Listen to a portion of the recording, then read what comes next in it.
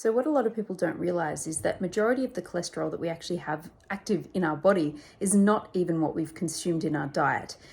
It's actually what our body has synthesized. So it makes sense that the body will actually make really only as much as it ever really requires for all the purposes that we use cholesterol in the body for. If it makes an excess amount, we're able to excrete it via the urine or the feces, and we're able to actually stop endogenous production as well. So it makes sense that the body actually will know at any given time how much it actually requires. And so therefore, in certain situations, you might have a very high amount of cholesterol, for example, in your blood as LDL, but it's not inherently bad. But let me explain how a high LDL can actually be bad and what would cause it to be bad as opposed to benign. So let's get straight to the point. And just before I go ahead, when I'm talking about body cholesterol at the moment, I'm talking about LDL cholesterol, as in the cholesterol that we all fear that is in our blood. So what is the difference between having a healthy, benign LDL cholesterol and having a pathogenic LDL cholesterol? In order to understand this, we really do need to just quickly go through the usual situation as what happens to cholesterol. So essentially, we will consume some in our diet along with fats and our triglycerides. We'll end up basically absorbing that through our gut, and that will be packaged into something called a chylomicron. That will essentially do a little round, sending off fatty acids, essentially triglycerides mainly, to tissues that want it. Like, for example, muscle tissue, places like that will need, triglycerides and fatty acids for energy. Then that molecule will go to the liver, and then the liver will take in what it needs, use some for energy, and then repackage it back up. At this point, it's made something called a VLDL. Now, the VLDL will then go back to tissues, and it will essentially pass off anything that those tissues might need. Like, for example, in this situation, it's mainly triglycerides.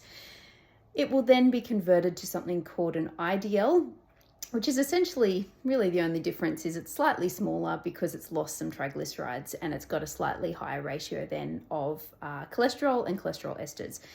At this point then, because we've dropped off a lot of things, this IDL is then going to be converted to something called an LDL. Now at this point, it's the same molecule essentially. It's just that it's dropped off so many of its triglycerides that it's got a really high ratio of cholesterol and cholesterol esters. And this is what people will fear. So the first issue that's going to lead to pathogenic LDL is inflammation. So what happens in inflammation is essentially we send out things like histamines that are going to make our blood vessels essentially become a little bit more permeable. This allows gaps between essentially the walls. And this allows particles that usually would be too big to fit through those holes to essentially be able to fit through. Inflammation is also a state in which we create a lot of something called free radicals. Now, these free radicals are pretty detrimental to our LDL because they can essentially change the way that our proteins are able to function. So if you imagine the LDL has proteins on their membrane that allow them to be recognized by tissues and by liver receptors.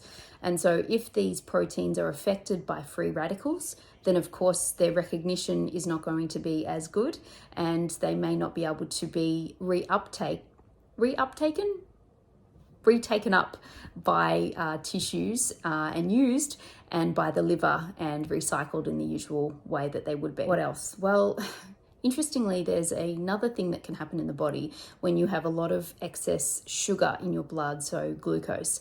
And this is where we can experience glycation of different molecules around the body, mainly proteins, but because we have proteins on the membrane of our LDL particles, these proteins can be affected by this glycation process. It's essentially where we have just these sugar molecules that are able to bind onto the protein and affect the way that they function.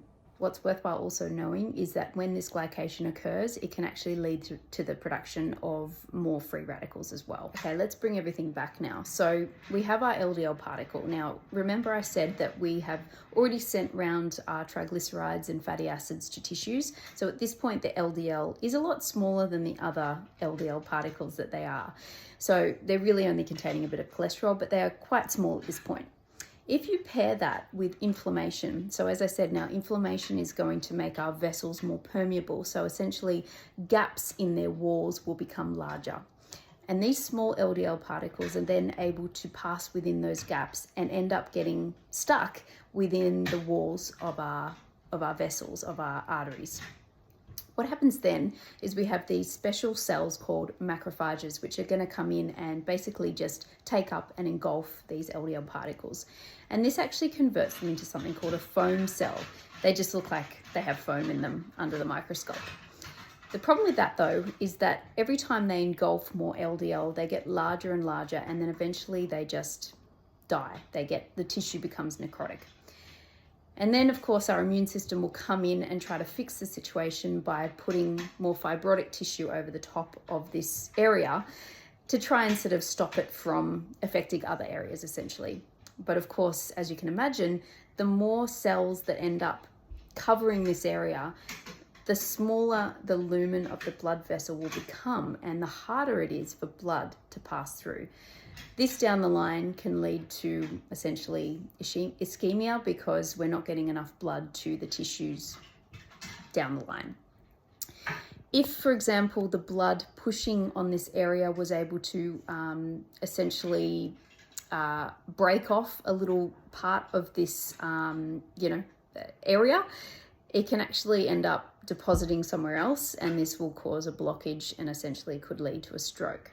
So I hope this makes sense. The last thing I want to point out here is that when we go back to what I said in a previous video about the regulation of cholesterol production and the excretion in the body, we need to remember that the body does have mechanisms to excrete any excess cholesterol that it doesn't need. So if we make too much or we consume too much, we can actually get rid of it in the urine and the feces. We can also endogenously turn off HMG-CoA reductase, which will lead to the synthesis of cholesterol. So if we turn this off, we're not going to have as much cholesterol. But I do want to make a point of saying as well that there are certain things that are going to stimulate the production of more cholesterol. So if we have these in excess, it makes sense that we can then end up with excess cholesterol production. And they are things like insulin. So insulin is a growing and building hormone. So if we have a lot of insulin, it's going to lead to a lot of growth in the body, and we'll be able to build things like cholesterol. Other things like mTOR, you might have heard of mTOR. It's essentially a protein complex that's going to also lead to building situations in the body. So if we have mTOR switched on all the time, it will lead to a higher amount of cholesterol production. But what's going to decrease cholesterol production? Well, that is things like fasting, and that's because glucagon is a hormone that's released when we're fasting, and that actually inhibits cholesterol production. Another thing that also does this is our stress hormones, so adrenaline and noradrenaline will also do this. I'm going to do more videos on this, trying to explain it in a different way, but I hope this makes sense and I hope you found this interesting. Oh, last point I want to make as well is that one of the LDL particles that is really important in regulating whether or not high cholesterol is bad or not, I can't believe I didn't mention this yet, that is HDL. Now, HDL is going to go to the macrophages. Remember how I said they engulf the LDL particles? And then they lead to foam cells, which essentially can block arteries. Well, HDL is going to actually then go to those macrophages and slurp up any excess cholesterol that they contain. And essentially then it can go back to other tissues that, as I said, will need cholesterol and pass that cholesterol on. So they are incredible. I also want to point out, where do we make our HDL? We make it in the gut and in the liver. So we need to have healthy gut function and healthy liver function. The end. Last point I want to make. So there is actually new research looking at the fact that if you have raised insulin levels, it actually leads to a quicker production of VLDL, which can actually make the molecule not mature like it should do. By the time then it becomes an LDL, it's actually smaller than it should be. So I think this is a really interesting point as well, because if our VLDLs are starting off smaller and they're not maturing the way that they should, so the whole particles are just smaller in general than they were going to originally be, then of course the smaller they are, the more likely they are to pass within the tiny holes in the vessels of our arteries if we're inflamed. The end.